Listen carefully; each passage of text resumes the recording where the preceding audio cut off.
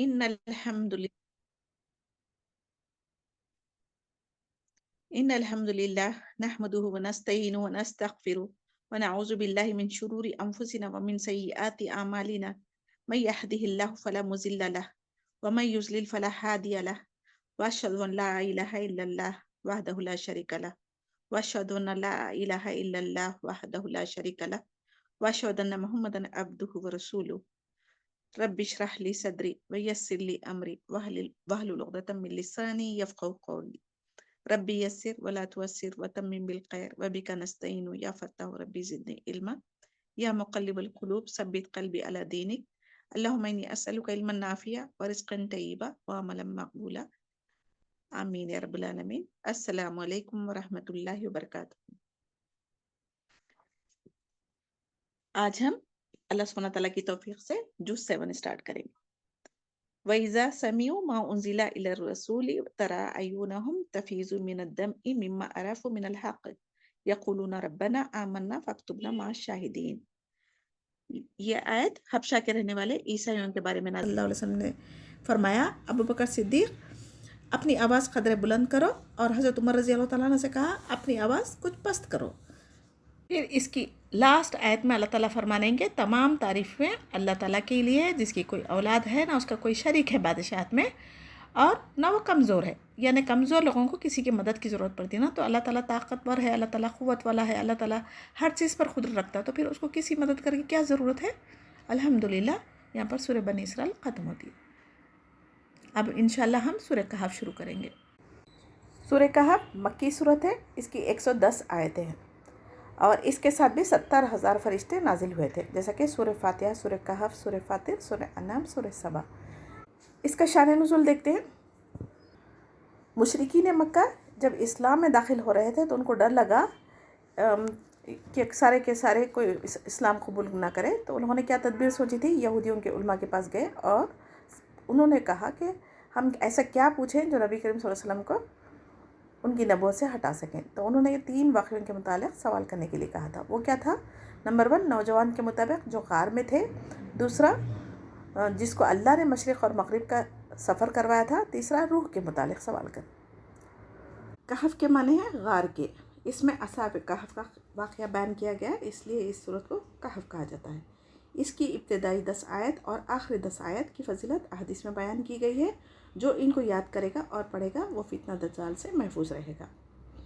جو اس کی تلاوت جمعے کے دن کرے گا آئندہ جمعے تک اس کے لیے ایک خاص نور کی روشنی رہے گی. جس گھر میں سورہ کہف پڑھی جاتی اس گھر میں برکت اور سکینت نازل ہوتی ہے. ایک مرتبہ صحابی رضی اللہ تعالیٰ نے سورہ کہف پڑھی. گھر میں ایک جانور بھی تھا، وہ بھی تکنا شروع ہو گیا. انہوں نے غور سے دیکھا کہ کیا بات ہے، تو انہیں ایک بادل نظر آیا جس نے انہیں ڈھانپ رکھا تھا.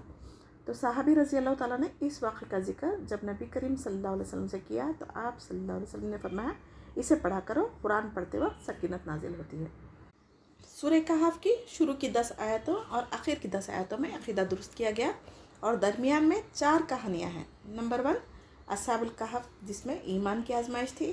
نمبر 2 باغ والوں کا قصہ جس میں مال کی آزمائش تھی. نمبر 3 موسیٰ علیہ السلام اور خضر علیہ السلام کا قصہ جس میں علم کی آزمائش تھی. چوتھا ذوالقرنین کا واقعہ جس میں اقتدار، حکومت، طاقت کا فتنہ تھا. یعنی جو کوئی اس سورہ کہف کی 10 آیتیں یاد کر لے گا اور روزانہ اس کو پڑھنے کا معمول بنا لے گا، وہ تمام فتنوں سے محفوظ ہو جائے گا. اور جو کوئی ایک جمعے کے دن پڑھے گا تو دوسرے آنے والے جمعے تک نور ہوگا اس کے لیے. اور قیامت والے دن اندھیرا ہی اندھیرا ہوگا نا، تو اس دن جو کوئی سورہ کہف کی تلاوت جمعے کے دن کرتا نا، تو اس دن ان کے پیر کے تلوے سے لے کے آسمان کی بلندی تک نور ملے گا جو قیامت کے دن خوب روشن ہوگا. تو الحمدللہ ہے نا کتنا آسان اگر ہم اس کی عادت بنا لیں. چلیے اب سورہ کہف شروع کرتے ہیں. بسم اللہ الرحمن الرحیم. الحمدللہ الذی انزل علی عبدہ الکتاب. تمام تعریف اللہ کے لیے جس نے نازل کیا اپنے بندے پر کتاب. ولم یجعل لہ عوجا، اور نہیں اس میں یعنی قرآن میں کوئی ٹیڑھا پن یا کوئی کجی. قیما لینذر باسا شدیدا، بالکل سیدھی تاکہ وہ ڈرائے سخت عذاب سے. من لدنہ ویبشر المؤمنین، اس کی طرف سے ہے اور خوشخبری دے مومنوں کو. الذین یعملون الصالحات، اور جو عمل کرتے ہیں نیک صالح ان لہم اجرن حسنا، بے شک ان کے لیے اچھا اجر ہے، کسی نہ فیہ ابدا، اس میں وہ ہمیشہ رہنے والے ہیں، وَيُنذِرَ الَّذِينَ قَالُوا اتَّخَذَ اللَّهُ وَلَدًا، اور ڈرائے ان کو جنہوں نے کہا اللہ نے کوئی اولاد بنا رکھی ہے، مَا لَهُم بِهِ مِنْ عِلْمٍ وَلَا لِآبَائِهِمْ كَبُرَتْ كَلِمَةً تَخْرُجُ مِنْ أَفْوَاهِهِمْ إِنْ يَقُولُونَ إِلَّا كَذِيبًا، انہیں نہیں کوئی علم اس بات کا اور ان کے آباء و اجداد کو بھی نہیں ہے، اور یہ بہت بڑی بات منہ سے نکالتے ہیں اور یہ سوائے جھوٹ کے کچھ نہیں کہتے۔ فَلَعَلَّكَ بَاقِعٌ نَفْسَكَ عَلَىٰ آثَارِهِمْ إِن لَّمْ يُؤْمِنُوا بِهَٰذَا الْحَدِيثِ أَسَفًا، بس شاید کہ آپ ہلاک کرنے والے ہیں اپنی جان کو ان کے پیچھے اگر نہ وہ ایمان لائے ساتھ اس کلام کے غم کے مارے۔ إِنَّا جَعَلْنَا مَا عَلَى الْأَرْضِ زِينَةً لَهَا، بے شک ہم بنایا اس کو زمین پر زینت، آرائش کے لیے، اس کے لیے، لِنَبْلُوَهُمْ أَيُّهُمْ أَحْسَنُ عَمَلًا، تاکہ ہم آزمائیں انہیں کون سا ان میں سے زیادہ اچھا عمل کرتا ہے۔ وَإِنَّا لَجَاعِلُونَ مَا عَلَيْهَا صَعِيدًا جُرُوزًا، اس پر جو کچھ ہم اسے ایک ہموار صاف میدان کر ڈالنے والے ہیں۔ أَمْ حَسِبْتَ أَنَّ أَصْحَابَ الْكَهْفِ وَالرَّقِيمِ كَانُوا مِنْ آيَاتِنَا عَجَبًا، کیا تو اپنے خیال میں غار اور قدبے والوں کو ہماری نشانی میں سے کوئی بہت عجیب نشانی سمجھ رہا ہے؟ اِذْ أَوَى الْفِتْيَةُ إِلَى الْكَهْفِ فَقَالُوا رَبَّنَا آتِنَا مِن لَّدُنكَ رَحْمَةً وَهَيِّئْ لَنَا مِنْ أَمْرِنَا رَشَدًا، ان چند نوجوانوں نے جب غار میں پناہ لی تو دعا کی کہ اے ہمارے پروردگار، ہمیں اپنے پاس سے رحمت عطا فرما اور ہمارے کام میں ہمارے لیے راہیابی کو آسان فرما دے۔ آیت نمبر 1 الحمدللہ سے شروع ہوئی، جس میں تمام تعریف شکر شامل ہے۔ الحمدللہ تمام دنیا کی نعمتوں سے بہتر ہے، کیونکہ نعمتیں ختم ہو جائے گی لیکن الحمدللہ کہنے کا اجر باقی رہے گا۔ قیامت کے دن آپ صلی اللہ علیہ وسلم کے پاس حمد کا جھنڈا ہوگا، اور انزلہ یعنی اوپر سے نیچے اتارنے کے لیے آتا ہے، تو عقیدہ درست کرنے کے لیے یہ بات کافی ہے۔ جس نے نازل کی اپنے بندے پر کتاب، یعنی جو تمام تعریفوں والا ہے، اسی نے اپنے بندے پر یعنی غلام پر قرآن نازل کی۔ اس میں انسان کا شرف ہے، جتنا انسان اللہ کی غلامی کرتا ہے اتنا اس کو اللہ تعالیٰ بلند مرتبہ فرماتا ہے۔ اپنے بندے پر قرآن یعنی کتاب نازل کی، جس میں کوئی کمی کوئی کجی نہیں رکھی، بلکہ بندوں کے لیے دین و دنیا کا کامیابی کا راستہ دکھایا گیا ہے۔ یہ وجہ سے ہمیں یہی پتہ چلتا ہے کہ قرآن میں کوئی احکامات غلط ہو ہی نہیں سکتے۔ دلوں میں جو وسوسے آتے ہیں نا، یا پھر کوئی شک شبہ ڈالتا نا، یہ تو فوراً یہ شیطان کی طرف سے ہوتا ہے، تو ایسا کبھی آئے تو فوراً ہم توبہ کرنا چاہیے۔ اور احکامات غلط ہو ہی نہیں سکتے نا اللہ تعالیٰ کے، تو دلوں میں جو وسوسے آتے ہیں اس میں کوئی ہماری پکڑ نہیں ہوگی، لیکن ہم اللہ تعالیٰ سے ہمیشہ ڈرتے رہنا چاہیے۔ قیمن کا مطلب ہے اس میں بندوں کو سیدھا رکھا ہے، جو کوئی نیک عمل کریں گے ان کے لیے جنت کی خوشخبریاں ہیں، اور دنیا کی زندگی گزارنے میں جو ضرورت ہے سب کا حل قرآن میں بتایا گیا ہے، اور اس کا انکار کرنے والوں کے لیے سخت سزا بیان کی گئی ہے، تاکہ ہم اپنی حفاظت کر سکیں یا ہوشیار ہو جائے۔ اللہ تعالیٰ سے تعلق مضبوط کرتا ہے، دنیا والے کسی طوفان یا مصیبت کی اطلاع دے ہمیں بچا لے تو ہم ساری زندگی ان کے شکر گزار بنتے نا، مگر اللہ تعالیٰ قرآن کے ذریعے سب سے بڑی خبر قیامت کی دی، تاکہ ہم جہنم سے بچ جائیں۔ اس کا ہم کتنا شکر ادا کرتے ہیں بتائیے۔ باسن شدیدہ سے کیا مراد ہے؟ قیامت کی خبر۔ اگر کوئی آپ کو کسی بڑے طوفان آنے کی یا کسی حادثے کی اگر خبر دیتے تو آپ اس کو بولتے نا کہ ہماری جان بچا لیا آپ، ان کا احسان مند ہوتے نا۔ اللہ تعالیٰ کے تو ہم زیادہ احسان مند شکر گزار ہونا چاہیے نا، کیونکہ اللہ تعالیٰ قیامت والے دن کیا ہونے والا ہے، جنت جہنم میں کیا ہے، وہ سب ہمیں بتا دیا۔ اجرن حسنات سے کیا مراد ہے؟ تمام قسم کے ریوارڈز اللہ تعالیٰ دیں گا۔ جو ایمان کے ساتھ سارے عمل بھی کرتے ہیں ان کو سب سے بڑا ریوارڈ جنت ملے گی۔ اللہم اجعلنا منہم۔ ایمان اللہ تعالیٰ پر، رسولوں پر، آسمانی کتابوں پر، تقدیر پر، آخرت پر لانا ہر مسلمان کے لیے ضروری ہے۔ کسی ایک کا بھی انکار کرے گا تو وہ ایمان سے خارج ہوگا۔ آیت 3 میں ایمان والے ہمیشہ ہمیشہ کے لیے جنت میں رہیں گے، ماں کسی نہ ابدا۔ اس کا کیا مطلب ہے؟ الفردوس کو اللہ تعالیٰ خود اپنے ہاتھ سے بنایا ہے، اس کی نعمتیں کبھی ختم نہیں ہوگی، کوئی بیماری حسد بغض وہاں پر کچھ نہیں ہوگا۔ تو ہم جب کبھی بھی اللہ تعالیٰ سے دعا کریں گے الفردوس، جنت الفردوس مانگا کریں، کیونکہ اللہ تعالیٰ رحمان ہے، رحیم ہے، وہ ہر چیز دینے پر قادر ہے۔ آیت 4 میں یہودی نصارہ جو اللہ کے لیے بیٹا، فرشتوں کو بیٹیاں اور اولاد ٹھہراتا نا، تو ان کو قرآن کے ذریعے ڈرایا جا رہا ہے. یہ سب سے بڑا شرک ہے. اللہ تعالیٰ کی رحمت اور صبر ہی ہے جو اتنی بڑی بات کہنے کے باوجود مشرکوں کو بھی رزق دے رہا ہے. آیت 5 میں شرک ربوبیت، الوہیت، اسماء صفات تینوں میں شرک کرتے تھے، جس کا ان کے باپ دادا کو علم تھا، نہ ہی ان کو علم ہے، بلکہ یہ بہت بڑی تہمت لگاتے ہیں اللہ سبحانہ تعالیٰ پر. اور ایسی تہمت لگانے پر آسمان پھٹ جائے اور زمین پھٹ جائے گی، مگر انسان بے خوف ہو کر عیسائیوں کو، یعنی مسلمان بھی کیا کرتے ہیں، عیسائیوں کو کرسمس مبارکباد دیتے نا، تو یہ ہمارے لیے حرام ہے. حدیث قدسی ہے، ابن آدم مجھے گالی دیتا ہے، اللہ کی اولاد ٹھہراتا ہے. تو اب یہ کیا ہے؟ عیسیٰ علیہ السلام کو لوگ بیٹا کہتے نا، تو اگر ہم ان کو مبارکباد دیں گے تو ہم بھی ان میں شامل ہو رہے ہیں یا نہیں ہو رہے ہیں؟ تو عقیدہ صحیح کرنا چاہیے. سورہ الکافرون اور سورہ اخلاص میں بھی ہم اس کی نفی کرتے ہیں. سنی ہوئی باتوں کو صحیح سمجھنا اور آگے پھیلانا یہ بہت بڑا گناہ ہے، اس سے ہمیں بچنا چاہیے. شرک کی جڑ سے ہی اکھاڑ دیا ہے. یہاں پر دجال ایمان کا دشمن ہے اور انسانوں کو شرک میں مبتلا کرنا چاہتا ہے. ہر قسم کے فتنے آج ہمارے معاشرے میں پھیلے ہوئے. جب تک ہم قرآن کو نہیں سمجھیں گے، نہیں پڑھیں گے، ہمیں کیسا بچنا اس سے نہیں پتہ چلے گا. تو آپ صلی اللہ علیہ وسلم کو کفار مکہ کے ایمان لانے کی شدید خواہش تھی. پھر وہ کفر پر رہتے تو آپ صلی اللہ علیہ وسلم بہت زیادہ تکلیف اور غم میں رہتے تھے. ہمارے نبی کریم صلی اللہ علیہ وسلم چاہتے تھے کہ امت کا ہر فرد جہنم سے بچ جائے. اور جب طائف کے لوگوں نے نبی کریم صلی اللہ علیہ وسلم کو تکلیف پہنچائی، اس سے بہت زیادہ غمگین رہا کرتے تھے. تو اللہ سبحانہ تعالیٰ خود آپ کو تسلی فرما رہے ہیں. اب ہمارے لیے کیا اس میں سبق ہے؟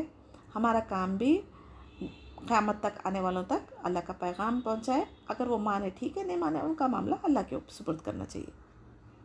آیت 7 میں جو کچھ زمین میں ہے، مثلا سونا، چاندی، جانور، معدنیات، نباتات، جو کچھ بھی ہے دنیا کی زینت کے لیے ہے اور انسانوں کی آزمائش کے لیے بنائی گئی ہے. دنیا کی رنگینیوں میں ڈوب جاتے ہیں نا، اور کون نیک صالح اعمال کرتے ہیں وہ اللہ تعالیٰ دیکھنا چاہتا ہے. جب مقررہ وقت پر قیامت آئے گی تو یہ سب دنیا کی چیزیں فنا اور صاف چٹیل میدان ہو جائے گی، اور اس وقت نیک اور بد اعمالوں کے مطابق لوگوں کو جزا اور سزا دی جائے گی.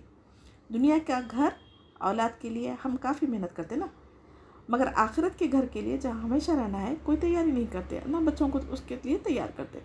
تو دنیا کی حقیقت اللہ سبحانہ تعالیٰ کی نظر میں مچھر کے پر کے برابر بھی نہیں ہے. اگر ہوتی تو کافر بھوکے مر جاتے. تو دنیا کی خوبصورتی میں گم ہونے کے بجائے ہمارا وقت، مال، اولاد، ان سب کو آخرت کی تیاری میں لگانا چاہیے. یہودیوں نے سوچا کہ غار والوں کے بارے میں سوال کر کے بڑی عقل مندی والا سوال کیے. زمین و آسمان، سورج، چاند، ستارے، رات اور دن ایک کے بعد ایک کا آنا، یہ بہت بڑی نشانی ہے. ہمارے اطراف بھی کئی نشانیاں موجود ہیں. ایمان لانے کے لیے اپنے اطراف اگر خود دیکھیں تو بہت ساری نشانیاں مل جاتی اور اللہ تعالیٰ تک ہم پہنچ سکتے.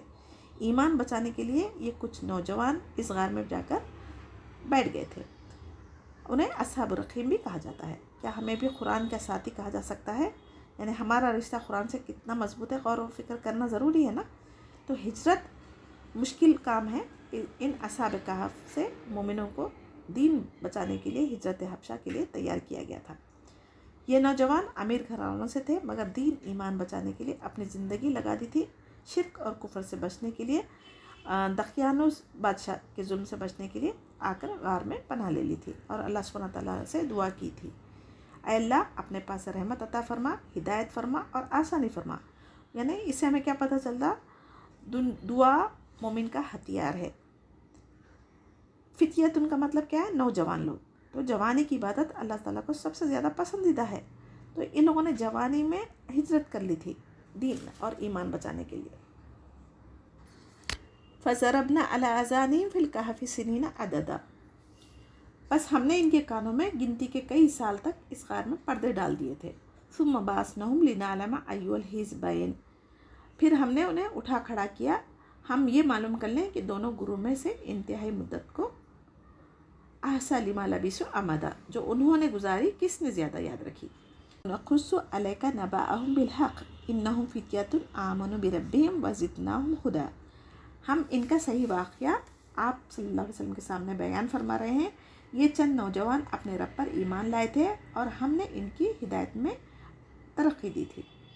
وَرَبَطْنَا عَلَىٰ قُلُوبِهِمْ إِذْ قَامُوا فَقَالُوا رَبُّنَا رَبُّ السَّمَاوَاتِ وَالْأَرْضِ لن ندعو من دونه الہ لقد قلنا اذا شططا، ہم نے ان کے دل مضبوط کر دیے تھے جبکہ یہ اٹھ کھڑے ہوئے تھے اور کہنے لگے کہ ہمارا پروردگار تو وہی ہے جو آسمانوں اور زمین کا پروردگار ہے، ناممکن ہے کہ ہم اس کے سوا کسی اور معبود کو پکاریں، اگر ایسا کیا تو ہم نہایت ہی غلط بات کہی۔ ہؤلاء قوم اتخذوا من دونی آلہۃ لولا یاتون علیہم بسلطان بین فمن اظلم ممن افتری علی اللہ کذبا، یہ ہے ہماری قوم جس نے اس کے سوا اور معبود بنا رکھے ہیں، ان کی خدائی کی یہ کوئی صاف دلیل کیوں نہیں پیش کرتے، اللہ تعالیٰ پر جھوٹ افطرا باندھنے والے سے زیادہ ظالم کون ہو سکتا ہے۔ وَإِذَا اعْتَزَلْتُمُوهُمْ وَمَا يَعْبُدُونَ إِلَّا اللَّهَ فَأْوُوا إِلَى الْكَهْفِ يَنشُرْ لَكُمْ رَبُّكُمْ مِنْ رَحْمَتِهِ وَيُهَيِّئْ لَكُمْ مِنْ أَمْرِكُمْ مِرْفَقًا، جبکہ تم ان سے اور اللہ کے سوا ان کے اور معبودوں سے کنارہ کش ہو گئے تو اب تم کسی غار میں جا بیٹھو، تمہارا رب تم پر اپنی رحمت پھیلا دے گا اور تمہارے لیے تمہارے کام میں سہولت مہیا کرے گا۔ وَتَرَى الشَّمْسَ إِذَا طَلَعَتْ تَزَاوَرُ عَنْ كَهْفِهِمْ ذَاتَ الْيَمِينِ وَإِذَا غَرَبَتْ تَقْرِضُهُمْ ذَاتَ الشِّمَالِ وَهُمْ فِي فَجْوَةٍ مِّنْهُ ذَلِكَ مِنْ آيَاتِ اللَّهِ مَن يَهْدِ اللَّهُ فَهُوَ الْمُهْتَدِ وَمَن يُضْلِلْ فَلَن تَجِدَ لَهُ وَلِيًّا مُّرْشِدًا۔ آپ دیکھیں گے آفتاب بوقت طلوع ان کے غار سے دائیں جانب کو جھک جاتا اور بوقت غروب ان کی بائیں جانب کترا جاتا، وہ اس غار میں کشادہ جگہ میں ہے، یہ اللہ کی نشانیوں میں سے ہے، اللہ سبحانہ تعالیٰ جس کی رہبری فرمائے وہ راہ راست پر ہے، اور جسے وہ گمراہ کر دے ناممکن ہے کہ آپ اس کا کوئی کارساز اور رہنما پا سکیں۔ وَتَحْسَبُهُمْ أَيْقَاظًا وَهُمْ رُقُودٌ وَنُقَلِّبُهُمْ ذَاتَ الْيَمِينِ وَذَاتَ الشِّمَالِ وَكَلْبُهُمْ بَاسِطٌ ذِرَاعَيْهِ بِالْوَصِيدِ لَوِ اطَّلَعْتَ عَلَيْهِمْ لَوَلَّيْتَ مِنْهُمْ فِرَارًا وَلَمُلِئَتْ مِنْهُمْ رُعْبًا۔ آپ خیال کرتے ہیں کہ وہ بیدار ہیں حالانکہ وہ سوئے ہوئے تھے، خود ہم ہی انہیں دائیں بائیں کروٹیں بدلایا کرتے تھے، ان کا کتا بھی چوکھٹ پر اپنے ہاتھ پھیلائے ہوئے تھا، اگر آپ جھانک کر انہیں دیکھنا چاہتے تو ضرور الٹے پاؤں بھاگ کھڑے ہوتے اور ان کے رعب سے آپ پر دہشت چھا جاتی۔ وَكَذَلِكَ بَعَثْنَاهُمْ لِيَتَسَاءَلُوا بَيْنَهُمْ قَالَ قَائِلٌ مِّنْهُمْ كَمْ لَبِثْتُمْ قَالُوا لَبِثْنَا يَوْمًا أَوْ بَعْضَ يَوْمٍ قَالُوا رَبُّكُمْ أَعْلَمُ بِمَا لَبِثْتُمْ فَابْعَثُوا أَحَدَكُمْ بِوَرِقِكُمْ هَٰذِهِ إِلَى الْمَدِينَةِ فَلْيَنظُرْ أَيُّهَا أَزْكَىٰ طَعَامًا فَلْيَأْتِكُمْ بِرِزْقٍ مِّنْهُ وَلْيَتَلَطَّفْ وَلَا يُشْعِرَنَّ بِكُمْ أَحَدًا۔ اسی طرح ہم نے انہیں جگا کر اٹھا دیا کہ آپس میں پوچھ گچھ کر لیں۔ ایک کہنے والے نے کہا، کیوں بھائی تم کتنی دیر ٹھہرے رہے؟ انہوں نے جواب دیا کہ 1 دن یا 1 دن سے بھی کم۔ کہنے لگے کہ تمہارے ٹھہرے رہنے کا بخوبی علم اللہ سبحانہ تعالیٰ ہی کو ہے، اب تو تم اپنے میں سے کسی ایک کو اپنے یہ چاندی دے کر شہر بھیجو، وہ خوب دیکھ بھال کر شہر کا کون سا کھانا پاکیزہ ہے لے کر آئے، پھر اسی میں سے تمہارے کھانے کے لیے لے آئے، اور وہ بہت احتیاط اور نرمی برتے اور کسی کو تمہاری خبر نہ ہونے دے۔ انہم ان یظہروا علیکم یرجموکم او یعیدکم فی ملتہم ولن تفلحوا اذا ابدا، اگر یہ کافر تم پر غلبہ پالیں تو تمہیں سنسار کر دیں گے یا تمہیں پھر اپنے دین میں لوٹا لیں گے اور پھر کبھی بھی کامیاب نہیں ہو سکیں گے۔ مشرکین مکہ کے لیے اللہ سبحانہ تعالیٰ کی بہت بڑی نشانیاں ہمارے اطراف پھیلی ہوئی ہے نا، جیسے کہ آسمان زمین کی پیدائش اور اس کا نظام، شمس، قمر، ستارے اور دن کا رات کا آنا جانا، بہت ساری نشانیاں رکھنے کے باوجود انہوں نے غار والوں کے بارے میں پوچھا۔ بعض کے نزدیک اس بستی کے چند نوجوان لوگ تھے، بعض کہتے ہیں کہ پہاڑ کا نام ہے جس میں غار واقع تھا، بعض کہتے ہیں کہ رقیم مرقوم ہے، یہ ایک تختی ہے لوہے کی یا سیسے کی جس میں اصحاب کہف کے نام لکھے ہوئے تھے، اللہ علم، لیکن یہ وہی نوجوان ہیں جنہیں اصحاب کہف کہا گیا ہے۔ انہوں نے جب اپنے دین کو بچاتے ہوئے غار میں پناہ لی تو یہ دعا مانگی تھی کہ اصحاب کہف کے اس قصے میں نوجوان کے لیے بہت بڑا سبق ہے۔ آج کل کے نوجوان کیا کر رہے ہیں؟ بیشتر وقت ان کا فضولیات میں، ٹک ٹاک کے ویڈیوز بنانے میں، موبائل میں برباد ہو رہا ہے، اور اللہ تعالیٰ کی طرف کوئی توجہ دینے کی ان کو خواہش ہی نہیں ہے۔ کاش آج ہم مسلمان نوجوان اپنی جوانیوں کو اللہ کی عبادت میں صرف کرنے والے بنے۔ آمین یا رب العالمین۔ یعنی کانوں پر پردے ڈال کر ان کے کانوں کو اللہ تعالیٰ نے بند کر کے باہر کی آوازیں ان تک نہ آئیں، ان کی نیند میں کوئی خلل نہ پڑے، اسی لیے اللہ تعالیٰ نے ان کو گہری نیند میں سلا دیا تھا، اور ان دو گروہوں سے مراد اختلاف کرنے والے لوگ ہیں، یا تو اسی دور کے لوگ تھے جن کے درمیان ان کے بابت اختلاف ہوا، یا عہد رسالت کے مومن اور کافر مراد ہے، اللہ علم۔ بعض کہتے ہیں کہ یہ اصحاب کہف ہی ہے، ان کے دو گروہ بن گئے تھے، ایک کہتا تھا کہ ہم اتنا عرصہ سوئے رہے، دوسرا اس کی نفی کرتا تھا، اور فریق اول سے کم و بیش مدت بتلاتا تھا۔ یہ نوجوان بعض کہتے ہیں کہ عیسائیت کے پیروکار تھے، اور بعض کہتے ہیں کہ ان کا زمانہ حضرت عیسیٰ علیہ السلام سے پہلے کا ہے، اللہ علم۔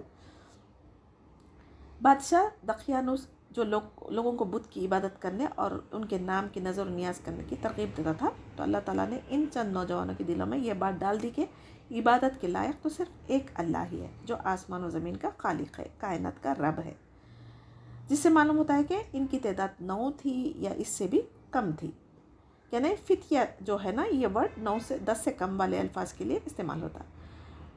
جب یہ الگ ہو کر ایک جگہ اللہ واحد کی عبادت کرتے، آہستہ آہستہ لوگوں میں ان کا عقیدہ توحید کا چرچا ہوا تو بادشاہ تک پہنچ چکی تھی بات، تو اس نے انہیں دربار میں طلب کیا کر کے ان سے پوچھا کہ تم وہاں، انہوں نے کیا جواب پوچھا تو انہوں نے کیا جواب دیا وہاں پر؟ اللہ تعالیٰ کی توحید بیان کی۔ بلاخر پھر بادشاہ اور اپنے مشرک قوم کے ڈر سے اپنے دین کو بچانے کے لیے آبادی سے دور ایک پہاڑ کے غار میں جا کر ان لوگوں نے پناہ لے لی تھی، جہاں اللہ تعالیٰ نے ان پر نیند مسلط کر دی۔ جب ان کے غائب ہونے کی خبر مشہور ہوئی تو تلاش کرنے کے لیے لوگوں کو بھیجا گیا، لیکن وہ تلاش میں ناکام رہے، یعنی جس طرح نبی کریم صلی اللہ علیہ وسلم کی بھی تلاش کی تھی نا کفار، جب مکہ سے ہجرت کرنے سے پہلے غار سور میں حضرت ابو بکر صدیق رضی اللہ تعالیٰ عنہ کے ساتھ جا کے چھپے تھے، تو لیکن ان لوگوں نے دیکھ نہیں سکے، جبکہ ان کے قدموں کے نیچے اگر نظر ڈالتے تو ہمارے نبی کریم صلی اللہ علیہ وسلم نظر آ جاتے تھے، یعنی سورج طلوع کے وقت دائیں جانب کو اور غروب کے وقت بائیں جانب کو کترا کے نکل جاتا تھا، یوں دونوں وقتوں میں ان پر دھوپ نہ پڑتی، حالانکہ وہ غار میں کشادہ جگہ پر آرام فرما رہے تھے، یعنی سورج کا اس طرح نکل جانا، یہ کھلی جگہ ہونے کے باوجود دھوپ نہ پڑنا اللہ کی نشانیوں میں سے ہے، جیسے دقیانوس بادشاہ اور اس کے پیروکار کا ہدایت سے محروم رہنا، یعنی انہیں راہ راب سے نہیں روک سکا نا۔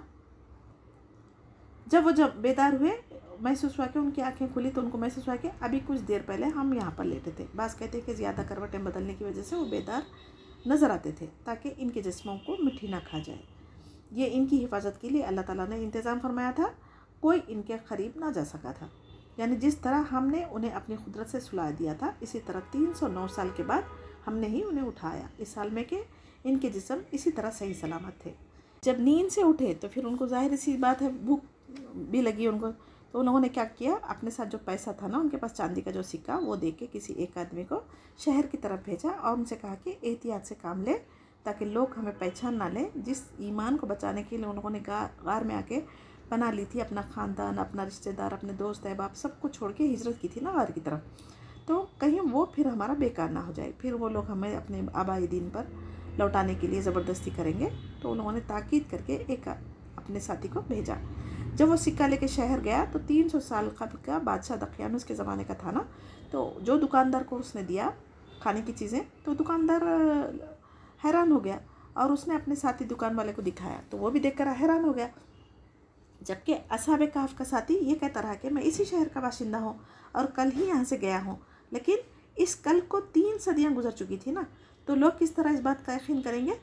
لوگوں کو شبہ گزرا کہ کہیں اس شخص کو مدفون خزانہ نہ ملا ہو، یعنی پہلے زمانے کا جو خزانہ رہتا تو زمینوں میں دفن کیا گیا، وہ کہیں اس کو نہیں ملا ہوا ہوگا، بلکہ ان لوگوں نے کیا کیا، اس کی اطلاع بادشاہ کو پہنچا دی، تو اس ساتھی کی مدد سے وہ غار تک پہنچا اور اصحاب کہف سے ملاقات کی۔ اس کے بعد اللہ تعالیٰ نے انہیں پھر وہیں وفات دے دی، یعنی اصحاب کہف کے اس واقعے سے معلوم ہو جاتا ہے کہ قیامت کے وقوع اور موت کے بعد دوبارہ زندہ کرنا، یہ اللہ تعالیٰ کا وعدہ سچا ہے۔ منکرین کے لیے اس واقعے میں اللہ تعالیٰ کی قدرت کا ایک بہترین نمونہ موجود ہے۔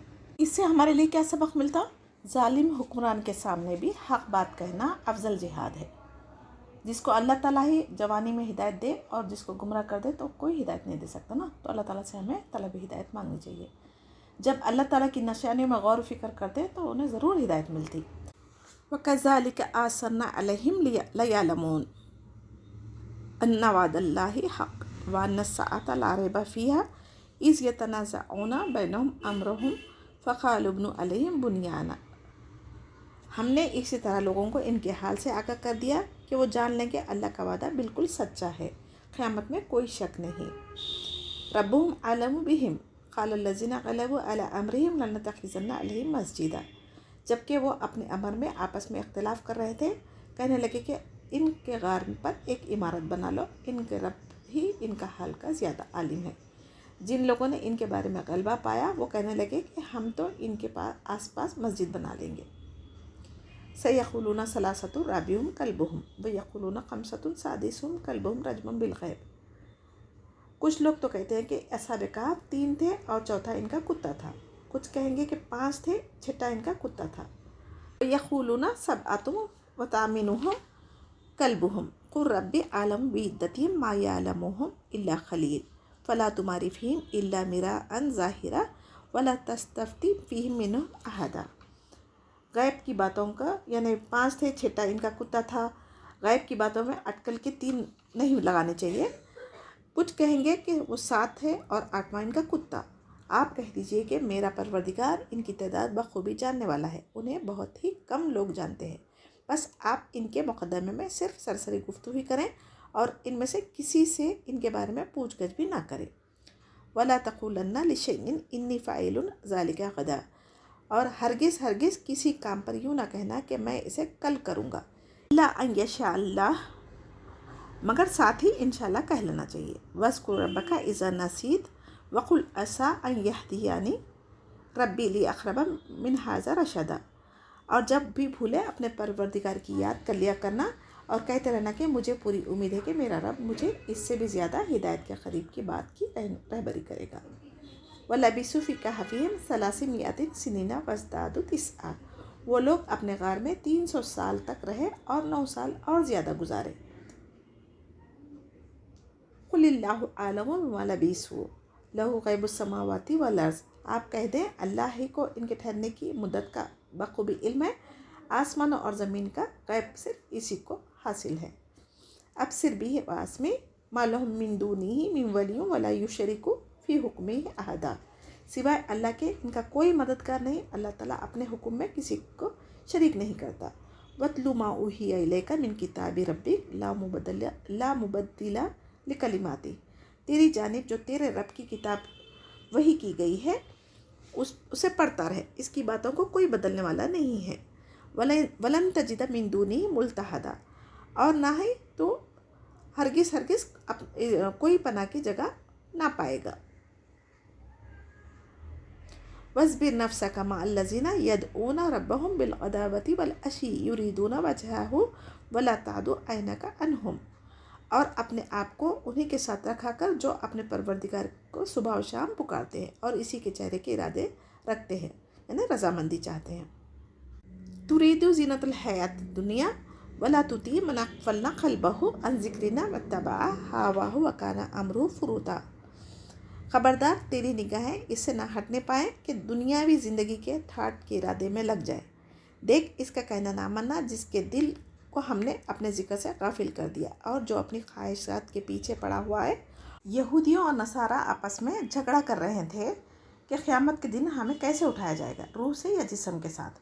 تو اس آیت میں اس کا جواب دیا گیا، یعنی بتایا گیا جب یہ ایک آدمی چاندی کا سکہ لے کر بازار گیا تو وہاں کوئی بھی اس کو نہیں پہچان سکا، اور دکان والا سمجھا کہ کہیں اس آدمی کو خزانہ نہ مل گیا ہو، تو یہ بات بادشاہ تک پہنچ گئی۔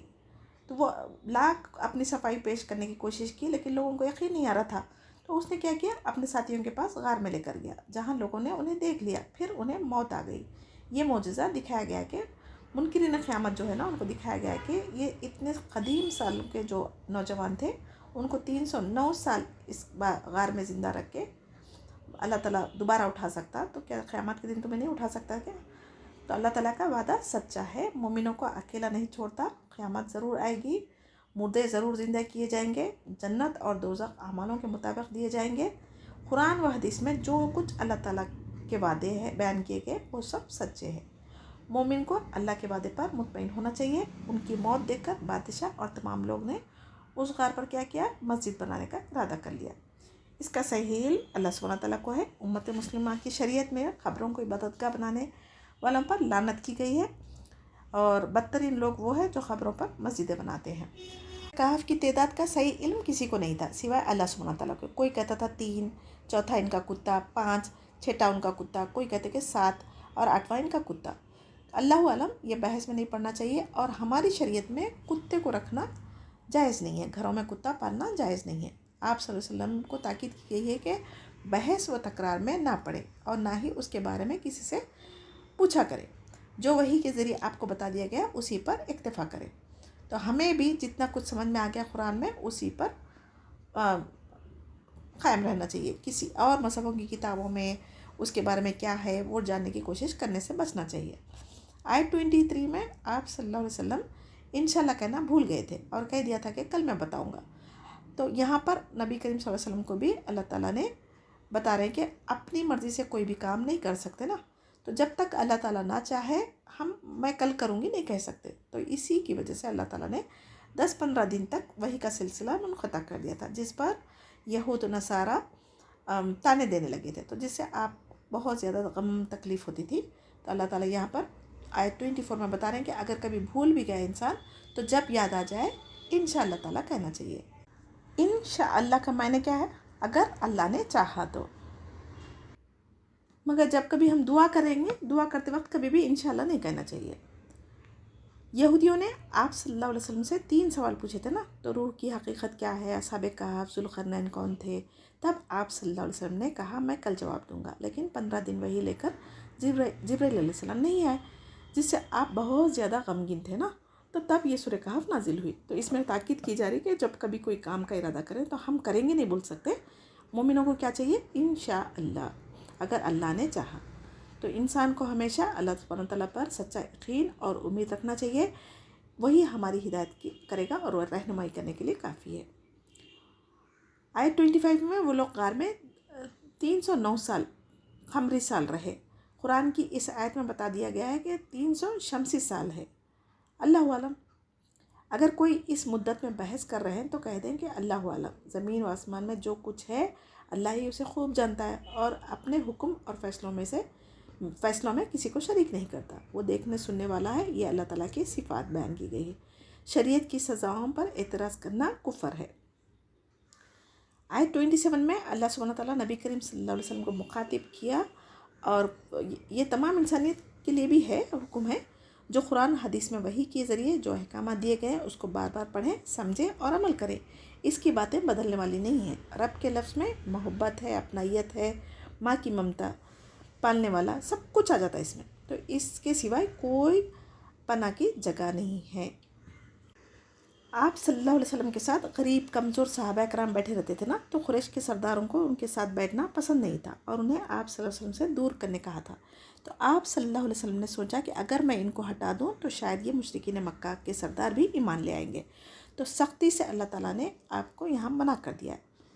جو صبح و شام اللہ کا ذکر کرتے ہیں، چاہے وہ غریب ہو امیر ہو، کیوں اللہ کی نظر میں بہترین لوگ ہیں۔ جس کے دل اللہ تعالیٰ کے ذکر سے غافل کر دیے گئے، وہ چاہے دنیا کے سب سے امیر آدمی ہی کیوں نہ ہو، ان کی آخرت میں ہلاکت ہی ہے۔ اس میں ہمارے لیے کیا پتہ چل رہا؟ اللہ تعالیٰ کی نظر میں ایمان سب سے بہترین چیز ہے، مال دولت خوبصورتی یہ سب نہیں ہے، بلکہ اللہ تعالیٰ تقویٰ دیکھتا ہے۔ ہمیں کیسے دوست بنانا ہے اس آیت میں سکھایا گیا ہے۔ حدیث میں ہے کہ بندے کا ایمان اس کے دوست کے ایمان پر ہوتا ہے۔ جو بھی مومن آخرت کے غم میں لگ جائے اس کی دنیا اللہ تعالیٰ آسان کر دیتا ہے۔ عزت و تکریم دونوں جہاں میں اللہ تعالیٰ ہی دینے والا ہے نا۔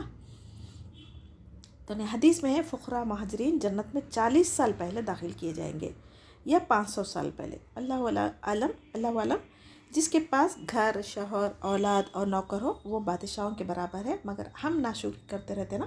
جو مالدار، تکبر، بد مزاج لوگ ہوتے ہیں وہ اللہ کی نظر میں بدترین لوگ ہیں۔ نیک صالح دوست بہتر ہے تنہا رہنے سے، اور تنہا رہنا بہتر ہے برے دوستوں سے، یہ قرآن کا حکم ہے۔ وَقُلِ الْحَقُّ مِن رَبِّكُمْ فَمَنْ شَاءَ فَلْيُؤْمِنْ وَمَنْ شَاءَ فَلْيَكْفُرْ، اور اعلان کر دے کہ یہ سراسر برحق ہے، قرآن تمہارے رب کی طرف سے، اب جو چاہے ایمان لائے اور جو چاہے کفر کرے۔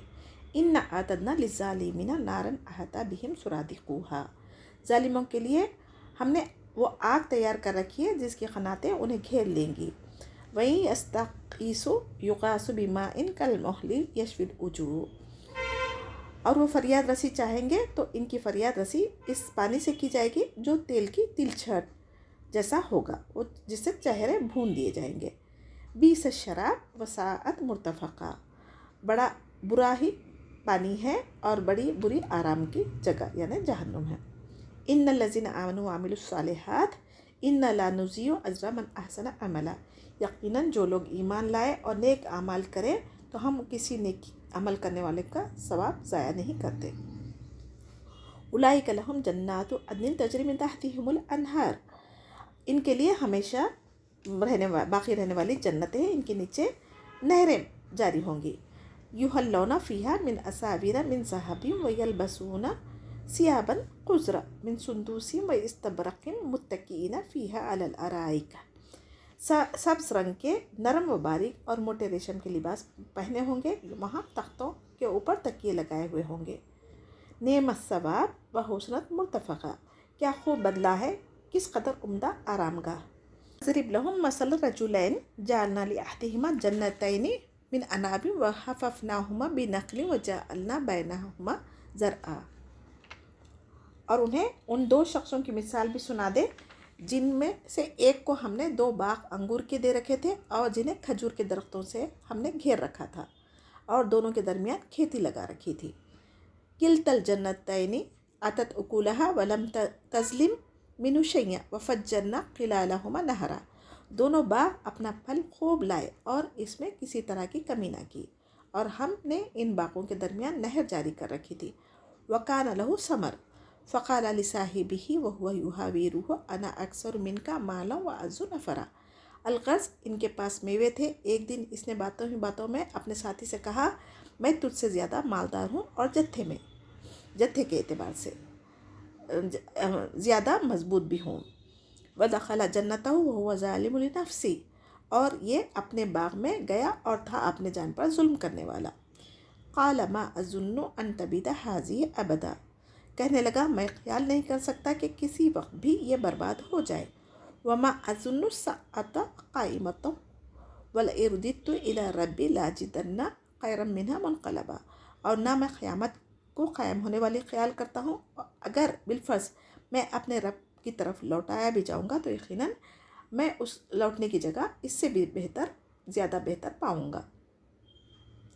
قال له صاحبه وهو يحاوره اکفرت بالذی خلقک من تراب ثم من نطفۃ ثم سواک رجولا، اس کے ساتھی نے اس سے باتیں کرتے ہوئے کہا کیا تو اس معبود سے کفر کرتا ہے جس نے تجھے مٹی سے پیدا کیا، پھر نطفے سے، پھر تجھے پورا آدمی بنایا۔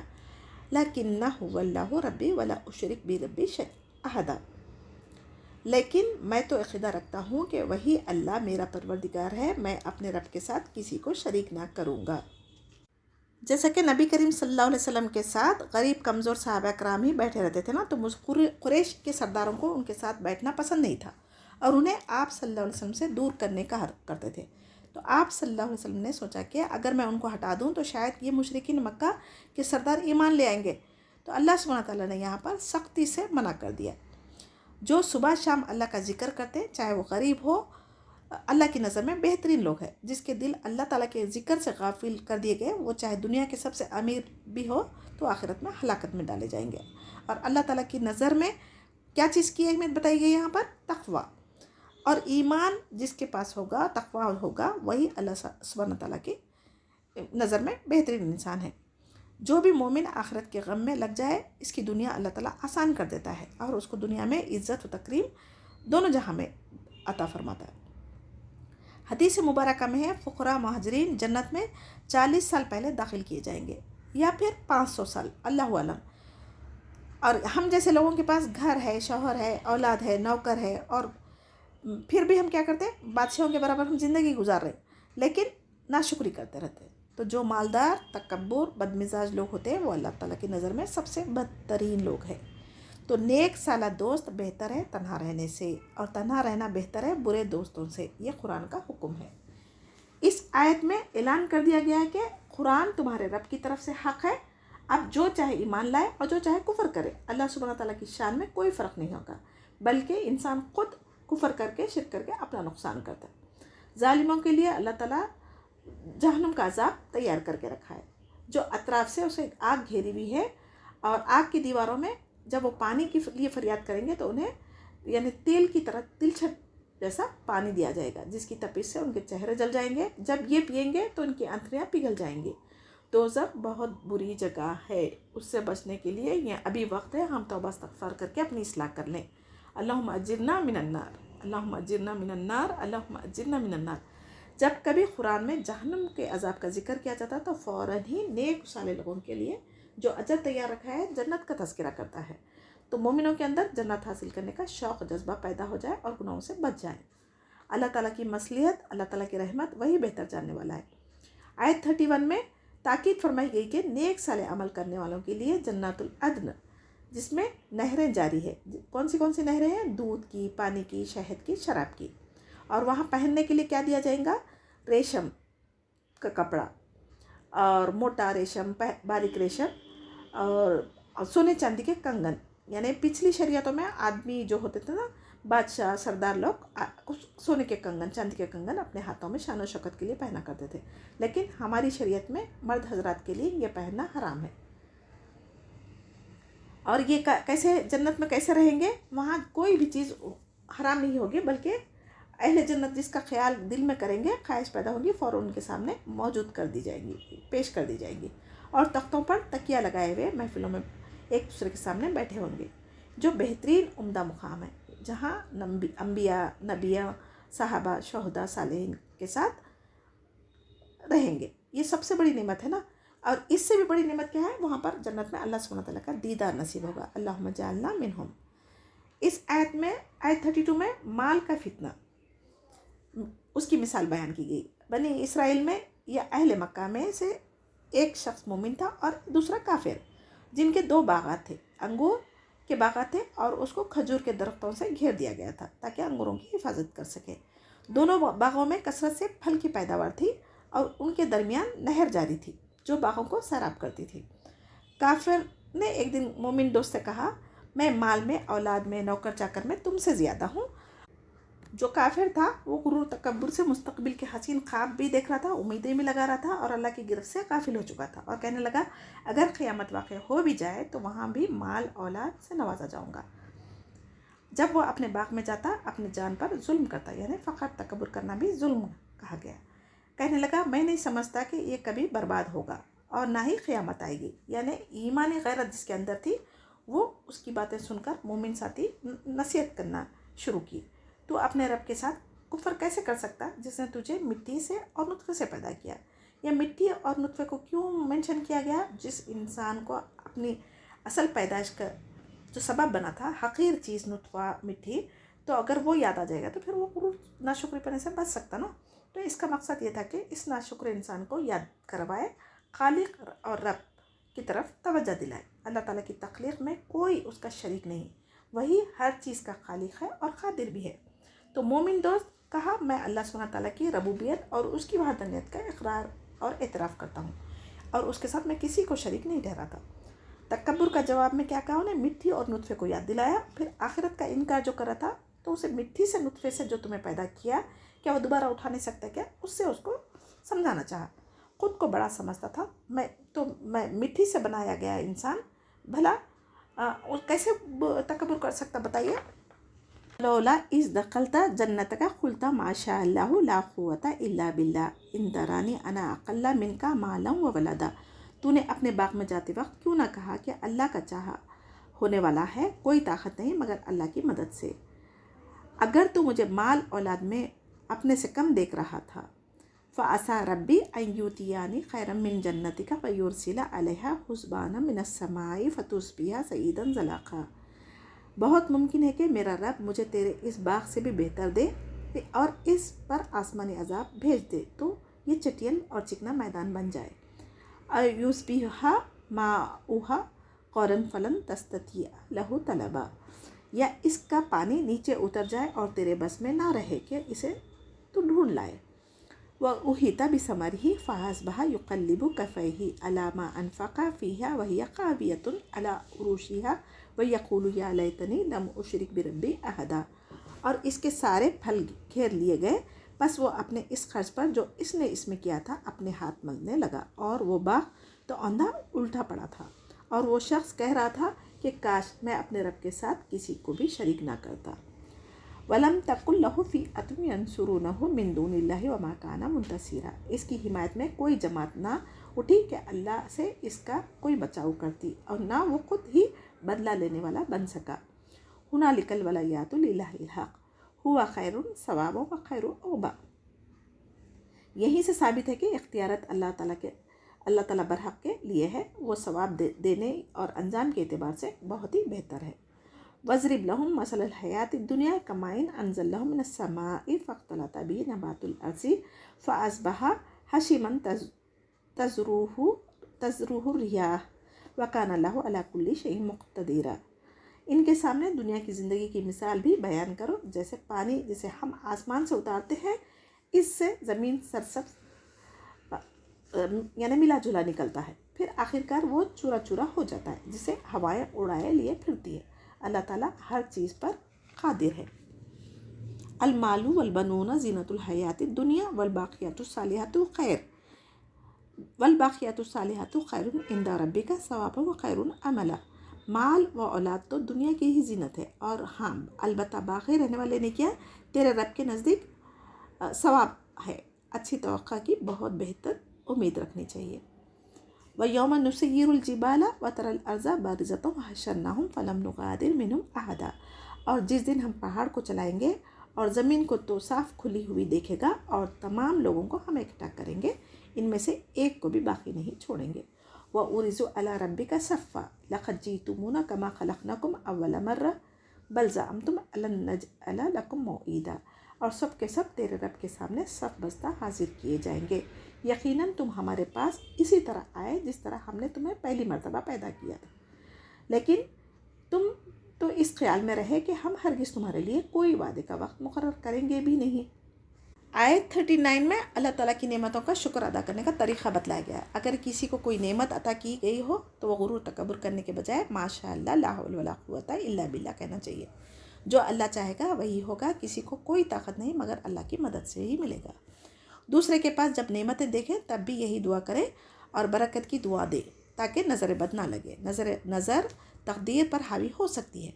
اللہ تعالیٰ جو دوسروں کو نعمتیں دینے پر قادر ہے، وہ ہمیں بھی دے سکتا نا، تو اسی سے مانگے۔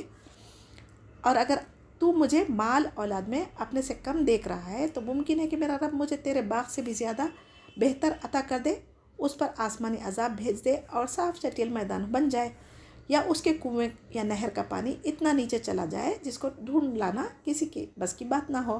تو اللہ تعالیٰ نے ان کے باغوں کے پھلوں کو گھیر لیا، جو کچھ اس باغ پر خرچ کیا وہ بھی ضائع ہو گیا، جس پر وہ ہاتھ ملنے لگا، کیونکہ انگوروں کی بیلیں وہ سب زمین پر گر پڑی تھی اور برباد ہو گئی تھی۔ تو وہ کہنے لگا کاش میں اپنے رب کے ساتھ کسی کو بھی شریک نہ کرتا۔ اب اس آیتوں میں ہمارے لیے کیا سبق ہے؟ اللہ سبحانہ تعالیٰ کی نعمتوں کو پا کر شریعت کے احکامات کا انکار کرنا، سرکشی کرنا، تکبر کرنا کسی بھی انسان کے لیے زیبا نہیں دیتا، بعد میں پچھتانے سے کوئی فائدہ نہیں ہوگا۔ لہٰذا ہمیں اللہ سبحانہ تعالیٰ کے آگے ہمیشہ عاجزی و انکساری کے ساتھ شکر ادا کرتے رہنا چاہیے۔ آیت 43 میں جس مال و دولت اولاد پر ناز تھا نا، وہ بھی اس کے کام نہیں آیا، نہ ہی خود ہی اللہ تعالیٰ کے عذاب سے بچنے کا انتظام کر سکا۔ نعمتوں کے زوال سے بچنے کی دعائیں کرنی چاہیے، نعمتوں کے زوال پر اپنے آپ کا محاسبہ کرنا چاہیے، توبہ استغفار کثرت سے کرنا چاہیے۔ اس آیت میں اللہ سبحانہ تعالیٰ فرما رہے ہیں اللہ تعالیٰ کی ذات برحق ہے اور تمام اختیارات اللہ ہی کے پاس ہے۔ مومنوں کو دنیا اور آخرت پر ایمان ہونا چاہیے، اور بہترین بدلہ دینے والا اللہ سبحانہ تعالیٰ ہے۔ جب فرعون اور کئی مشرکین اپنی آنکھوں سے اللہ تعالیٰ کا عذاب دیکھ چکے تو ایمان لے آئے تھے، مگر اس وقت کا ایمان ان کو کوئی فائدہ نہیں دیا نا۔ تو ہمیں اس میں سبق ہے۔ اس آیت میں دنیا کی زندگی کی مثال بتائی گئی۔ آسمان سے بارش ہوئی تو زمین سے پیداوار اچھی لگتی ہے، چند دن بعد یہ سوکھ کر چورا چورا ہو کر پتے گرنے لگتے، جن کی کوئی حیثیت ہی نہیں ہے۔ وہی ہمارا بھی حال ہے، بچپن، جوانی، بوڑھاپا، پھر قبر میں ہڈیاں ریزہ ریزہ ہو جاتی ہیں۔ اللہ تعالیٰ ہر چیز پر قادر ہے۔ دنیا کی زندگی بھی ہوا کا جھونکا ہے، یا پھر پانی کا بلبلہ ہے، یا پھر کھیتی کی طرح ہے۔ زندہ رہنے کے لیے جتنی ضرورت ہے اتنا ہی لے، اس کی رنگینیوں میں گم نہیں ہونا چاہیے۔ عقل مند وہی ہے جو دنیا میں رہ کے آخرت کی تیاری کر لے۔ اس میں اللہ سبحانہ تعالیٰ دنیا کا مال، دولت، اولاد، خاندان، قبیلہ پر جو غرور تکبر کرتا تھا وہ سب تو فانی ہے، اس کے پیچھے وقت ضائع کرنے کے بجائے اپنے آخرت میں کام آنے والے یعنی نیک اعمال صالح عمل کرنے میں کثرت کرنی چاہیے۔ والباقیات الصالحات سے مراد انسان کے 3 دوست ہوتے ہیں: مال جو موت کے ساتھ ہی دوسروں کا ہو جاتا ہے، دوسرا اولاد رشتہ دار جو خبر تک ساتھ آتے ہیں، تیسرا عمل صالح۔ والباقیات الصالحات جو ہے نا یہ عمل صالح جو خبر کے ساتھی آپ کے ساتھ رہیں گے۔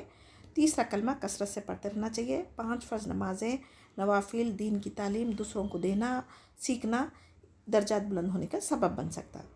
تو جو کچھ ہمیں علم حاصل ہو رہا ہے اس کو دوسروں تک پہنچانے کی کوشش کریں، اور جو کمی جو غلطی انجانے میں ہو رہی ہے اللہ تعالیٰ اس کو معاف کرنے والا ہے۔ اگر ہم سمجھیں گے کہ شرمائیں گے، اگر ہم کو نہیں آ رہا ہم کیسے لوگوں کو بتائیں گے، کئی بات غلط ہو جائیں گی، اگر آپ یہ سوچتے رہیں گے تو زندگی میں کبھی بھی شیطان آپ کو جو کچھ علم آپ کے پاس ہے دوسروں سے شیئر کرنے نہیں دے گا۔ تو ہم اللہ سے دعا کریں گے کہ جو اللہ تعالیٰ کا کلام ہے حق کے ساتھ ہم لوگوں تک بتائیں گے، جو کمی کوتاہی غلطی ہو جائیں گی وہ ہماری اپنی طرف سے اس پر توبہ استغفار کریں گے۔ مال دولت صدقہ خیرات کے لیے نہ ہو تو بھی کوئی فرق نہیں، ان کلمات کو پڑھ کر اجر زیادہ کما سکتے ہم۔ اولاد کی تربیت ہمیں دین اور دنیا دونوں کے لیے جو ضروری چیزیں ہیں اس کے حساب سے کریں تاکہ وہ ہمارے لیے صدقہ جاریہ بن سکے۔ آیت 47 میں قیامت کا منظر بتایا گیا ہے جو وقت مقررہ پر ضرور آئے گی، جس دن پہاڑوں کو روئی کی طرح اڑایا جائے گا اور تمام زمین کو صاف چٹیل میدان کر دیا جائے گا۔ یہ مضبوط پہاڑ جو ہمیں نظر آ رہے ہیں نا، یعنی اس کے سامنے ہم انسان کتنے کمزور ہیں، تو پہاڑوں کو بھی رضا رضا کر دیں گے تو پھر اللہ تعالیٰ قیامت والے دن ایسے کمزور انسان کی کیا حیثیت باقی رکھ سکتے۔ کافر، مومن، جانور، چرند پرند اور جو کچھ بھی خزانے زمین میں ہے وہ سب اگل دے گی اور سب جمع کیے جائیں گے، کہیں چھپنے کی جگہ نہیں پائیں گے۔ آیت 48 میں اللہ تعالیٰ کے سامنے صفوں میں کھڑے ہونے کی شکل میں حاضر کیا جائے گا، جیسے پہلی مرتبہ پیدا کیے گئے تھے، یعنی قیامت کے دن اہل جنت 120 صفوں میں سے 80 امت محمدیہ صلی اللہ علیہ وسلم کی ہوں گی انشاءاللہ، اور 40 میں تمام نبیوں کی امتیں ہوں گی۔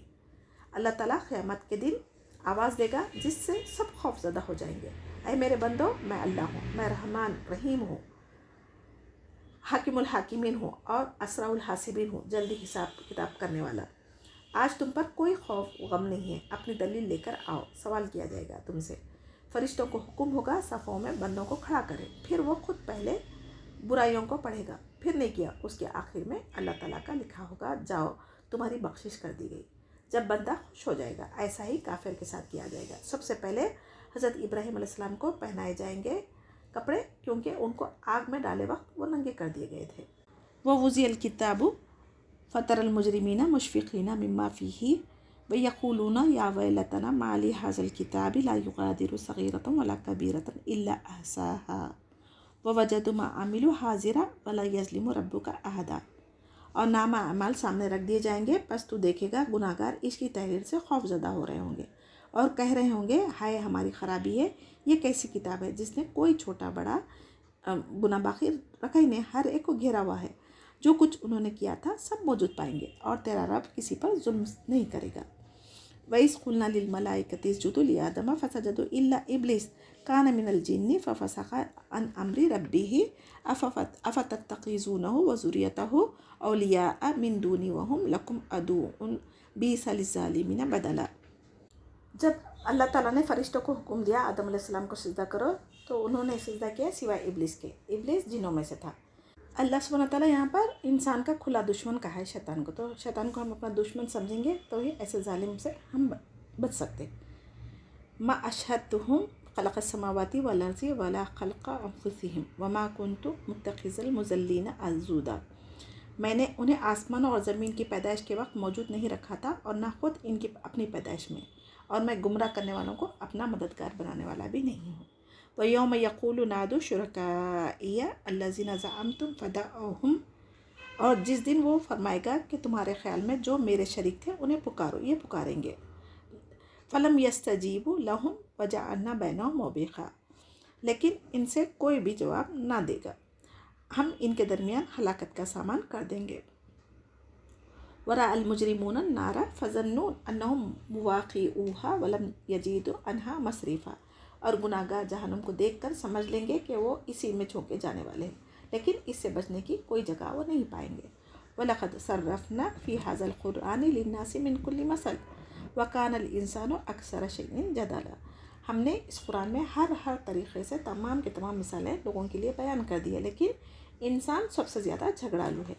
वमा मना अन्नासा अन युमिनु इज़ जाअहुमुल हुदा व यस्तगफिरू रब्बहुम इल्ला अन तातियहुम सुन्नतुल अव्वलीना औ यातियहुमुल अज़ाबु क़ुबूला। लोगों के पास हिदायत आने के बाद ईमान नहीं लाए, अपने रब से इस्तग़फ़ार करने से सिर्फ इसी चीज़ ने रोका कि अगले लोगों के साथ मामला इन्हें भी पेश आए या इनके सामने खुल्लम खुल्ला अज़ाब आ जाए। वमा नुरसिलुल मुरसलीना इल्ला मुबश्शिरीना व मुनज़िरीन व युजादिलुल लज़ीना कफ़रू बिल बातिली लियुदहिज़ू बिहिल हक़्क़ वत्तख़ज़ू आयाती वमा उनज़िरू हुज़ुआ। तो अपने रसूलों को सिर्फ इसलिए भेजते हैं कि वो खुशखबरियाँ सुनाएं और डराएं। काफिर लोग बातिल के सारे झगड़ते, यानी काफिर लोग जितने भी हैं ना, बातिल के सहारे झगड़ते हैं, चाहते हैं कि इस हक़ से लड़खड़ा दे, यानी कदम लड़खड़ा दे। उन्होंने मेरी आयतों को और इस चीज़ से डराया जाए इसे मजाक बनाया था, जिससे भी अल्लाह ताला की आयतों से डराया जाता था उसका मजाक उड़ाते थे। वमन अस्लमु मिम्मन ज़ुकिरा बिआयाति रब्बिही फ़अरज़ा अन्हा व नसिया मा क़द्दमत यदा। इससे बढ़कर जालिम कौन है जिसे इसके रब की आयतों से नसीहत की जाए वो फिर मुँह मोड़ ले। इन्ना जअलना अला क़ुलूबिहिम अकिन्नतन अन यफ़क़हूहु व फ़ी आज़ानिहिम वक़रा। और जो कुछ इसके हाथों ने आगे भेज रखा है इसे भूल जाए, बेशक हमने इनके दिलों पर पर्दे डाल दिए हैं और वो इसे नहीं समझेंगे। वइन तदऊहुम इलल हुदा फ़लन यहतदू इज़न अबदा। कानों में भी अल्लाह ताला की तरफ से पर्दे पड़ गए ना, इसी वजह से वो हिदायत की तरफ बुला रहे हैं, तब भी उनको हिदायत नहीं मिलेगी। व रब्बुकल गफ़ूरु ज़ू रहमा व रब्बुकल गफ़ूरु ज़ू रहमति लौ युआख़िज़ुहुम बिमा कसबू लअज्जल लहुमुल अज़ाब बल लहुम मौइदुन लन यजीदू मिन दूनिही मौइला। तेरा परवरदिगार बहुत ज़्यादा बख्शने वाला और मेहरबानी करने वाला है, अगर इनके अमाल की सज़ा में पकड़े तो बेशक इन्हें जल्द ही अजाब कर देगा, बल्कि इनके लिए एक वादे की घड़ी मुकर्रर है जिससे वो सरकने की हरगिज़ जगह नहीं पाएंगे। व तिलकल क़ुरा अहलकनहुम लिमा ज़लमू व जअलना लिमहलिकिहिम मौईदा। ये है वो बस्तियाँ जिन्हें हमने इनके मुजालिम की बिना पर गारत कर दिया और इनकी तबाही की। हमने एक मियाद मुकर्रर कर रखी थी। वइज़ क़ाला मूसा लिफ़ताहु ला अब्राहु हत्ता अब्लुगा मजमाल बहरैनी औ अमज़िया हुक़ूबा।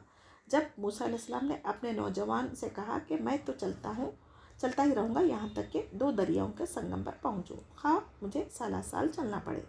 फ़लम्मा बलगा मजमा बैनिहिमा नसिया हुतहुमा फ़त्तख़ज़ सबीलहु फ़िल बहरि सराबा। जब वो दोनों दरिया के संगम पर पहुँचे, वहाँ अपनी मछली भूल गए, जिसने दरिया में सुरंग जैसा अपना रास्ता बना लिया था। फ़लम्मा जावज़ा क़ाला लिफ़ताहु आतिना गदाअना लक़द लक़ीना मिन सफ़रिना हाज़ा नसबा। जब ये दोनों वहाँ से आगे बढ़े तो मूसा अलैहिस्सलाम ने अपने नौजवान से कहा, ला हमारा नाश्ता दे, हमें तो अपने इस सफ़र से सख्त तकलीफ़ उठानी पड़ी। क़ाला अरअयता इज़ अवैना इला सख़रति फ़इन्नी नसीतुल हूत वमा अंसानीहु इल्ला शैतानु अन अज़कुरह वत्तख़ज़ सबीलहु फ़िल बहरि अजबा। इसने जवाब दिया कि क्या आपने देखा भी, जब कि हम पत्थर से टेक लगाकर आराम कर रहे थे, वहीं मैं मछली भूल गया। दरअसल शैतान ने मुझे भुला दिया कि मैं आपसे इसका जिक्र करूं। इस मछली ने एक अनोखे तौर पर दरिया में अपना रास्ता बना लिया। क़ाल ज़ालिका मा कुन्ना नबग़ी फ़र्तद्दा अला आसारिहिमा क़ससा। मूसा अलैहिस्सलाम ने कहा, यही था जिसकी तलाश में हम थे, चुनाचे वहीं से अपने कदमों के निशान ढूंढते हुए वापस चले।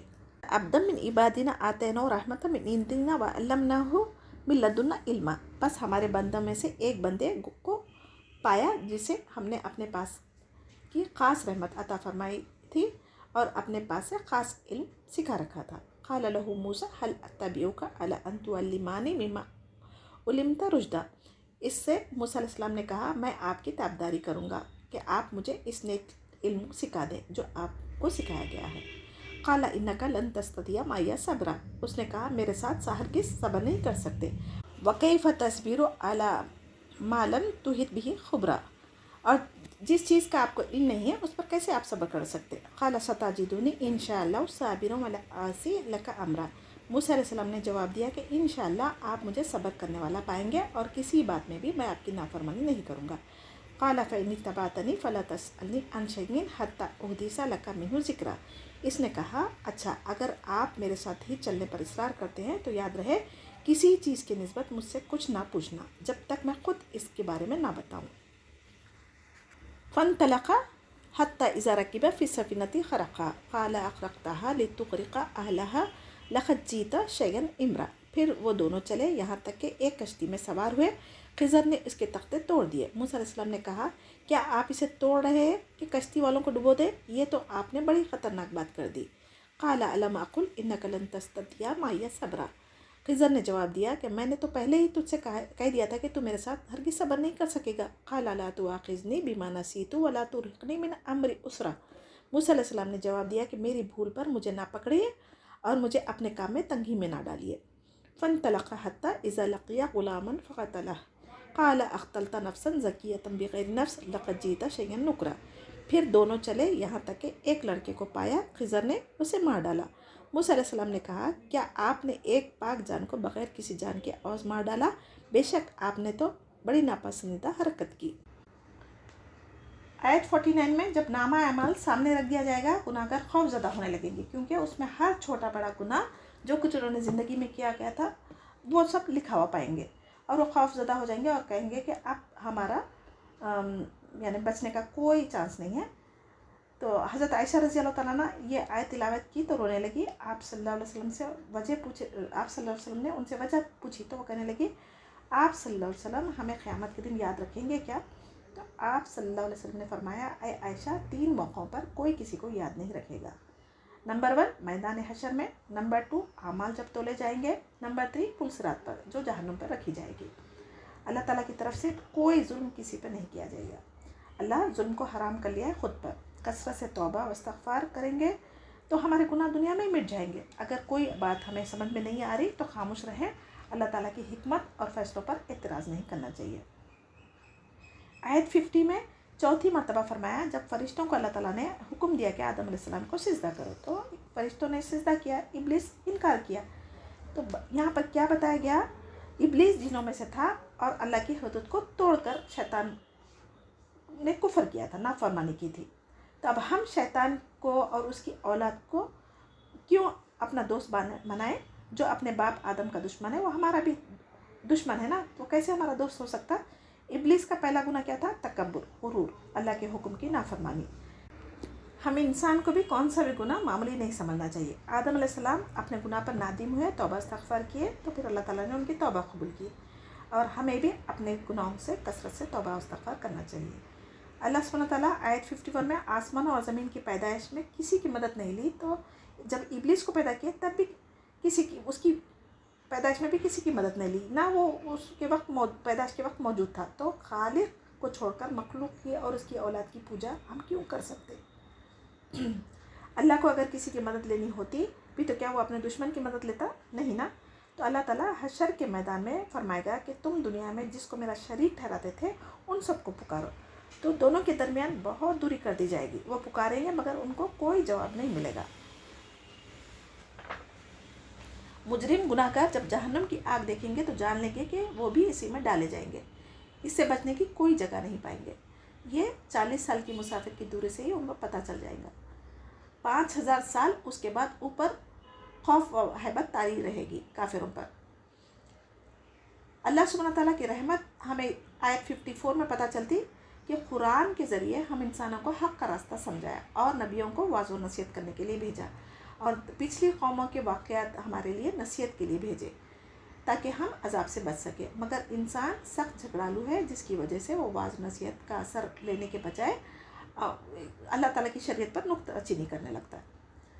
جب قرآن حدیث کے ذریعے ہدایت اور ایمان آ جانے کے بعد بھی اگر کوئی توبہ استغفار کر کے اپنی اصلاح نہ کر لے، اگلے لوگوں پر جو عذاب آیا تھا ان کے سامنے آ جانے کے بعد میں بھی عقل کان آنکھ کے اندھے بنے رہیں گے، تو پھر ایسے لوگوں کا آخرت میں نقصان ہے۔ اللہ تعالیٰ اپنے رسولوں کو اس لیے بھیجے کہ ایمان لانے والوں کو جنت کی خوشخبریاں دیں اور کافروں کو جہنم کے عذاب سے ڈرائیں۔ اس کے باوجود یہ حق کے مقابلے میں باطل سے کرتے تھے۔ اللہ تعالیٰ کی آیت کا مذاق اڑانا، حق کو باطل کر کے بتانا، اسی کوشش میں لگے رہتے تھے، جیسے کہ کارٹون بنانا، آپ صلی اللہ علیہ وسلم کی شان میں گستاخی کرنا، طلاق، وراثت، پردے کے احکامات، 4 نکاح کے اس میں جو بہانے بنانا، اس شریعت کا مذاق اڑانا، یہ سب چیزیں اس میں شامل ہیں۔ اس سے بڑھ کر کون ظالم ہے جس کو قرآن و حدیث کے ذریعے نصیحت کی جائے پھر بھی وہ منہ موڑ لے، اپنے گناہوں کو بھول گئے۔ ایسے لوگوں کے لیے دلوں پر اللہ تعالیٰ پردے ڈال دیتے، آنکھوں پر کانوں پر بھی پردے ڈال دیتے، جس سے وہ حق بات دیکھ سکتے، نہ سن سکتے، نہ سمجھ سکتے، نہ ہدایت حاصل کر سکتے۔ ہم ہمیشہ گناہوں کو یاد کرتے اور استغفار کرتے رہنا چاہیے، پتہ نہیں کس وقت کی توبہ ہماری قبول ہو جائے۔ مومن ایک بار توبہ کر کے بے فکر نہیں ہو سکتا، جس طرح ہر نبی اپنی غلطیوں کو حشر کے میدان میں یاد رکھ کر ڈرتے تھے نا، دلوں کی سختی سے بھی ہمیں محفوظ رہنے کی دعا کرنی چاہیے۔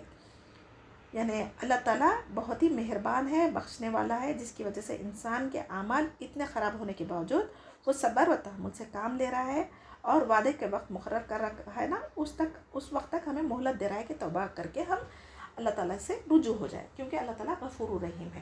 تو یہ اللہ تعالیٰ کی جو مدت مقرر ہو چکی نا، وہ مدت پر قیامت آ کے رہیں گی، اور اس دن توبہ قبول نہیں کی جائے گی۔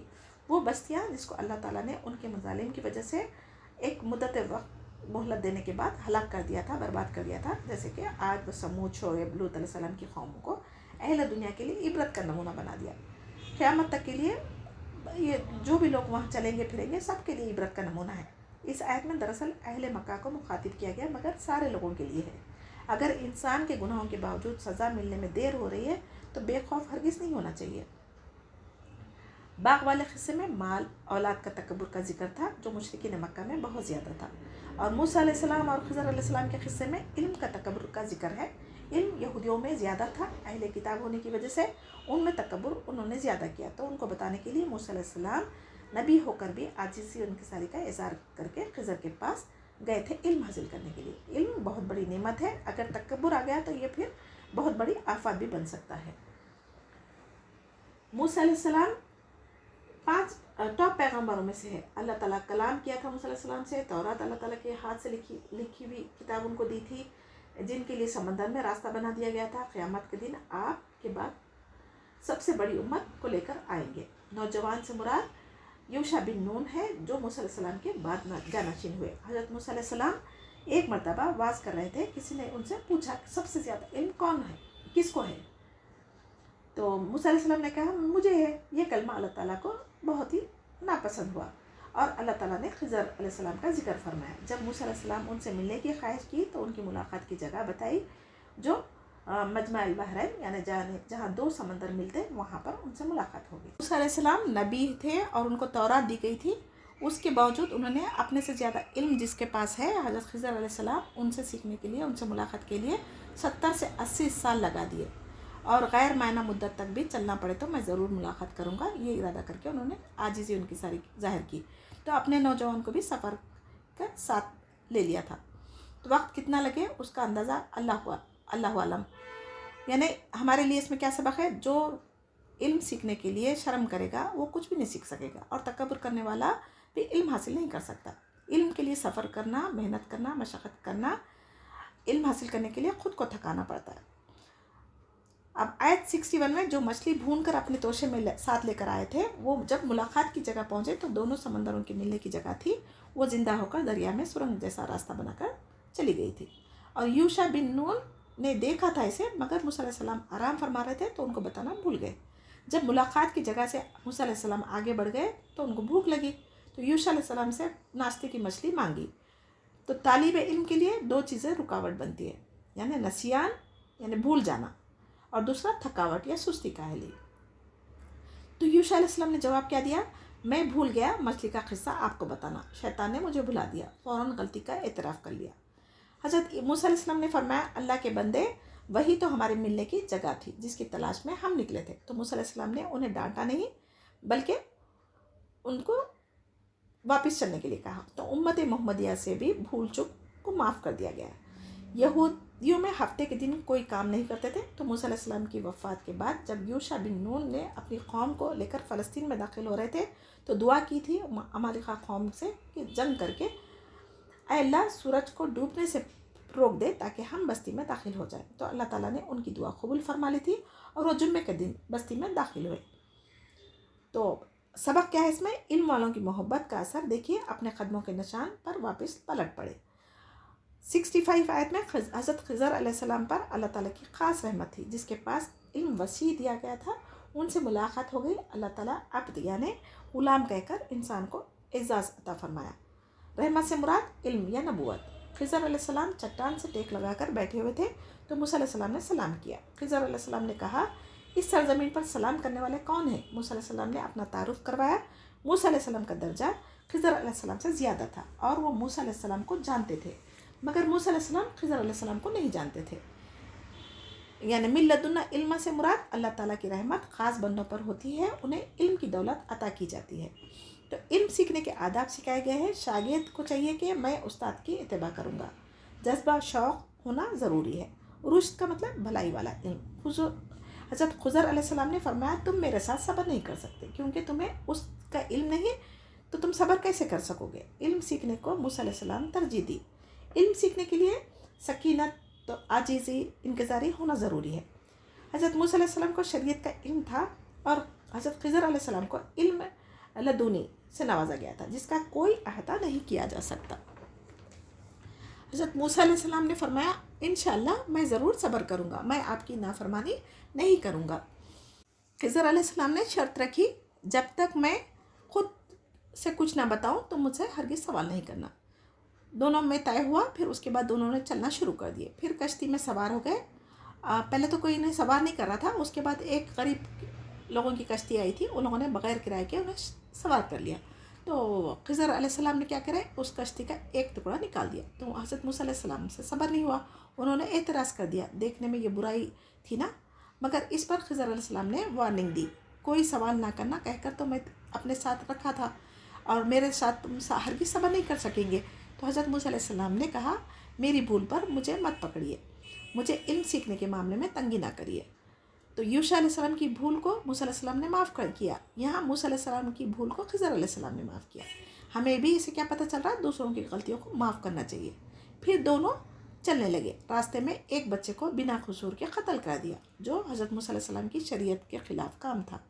اس پر پھر حضرت موسیٰ علیہ السلام کو صبر نہیں کر سکے, فوراً اعتراض کر دیا. سبحان ربک رب العزت عما یصفون وسلام علی المرسلین والحمد للہ رب العالمین. سبحانک اللہم وبحمدک نشہد ان لا الہ الا انت نستغفرک ونتوب الیک.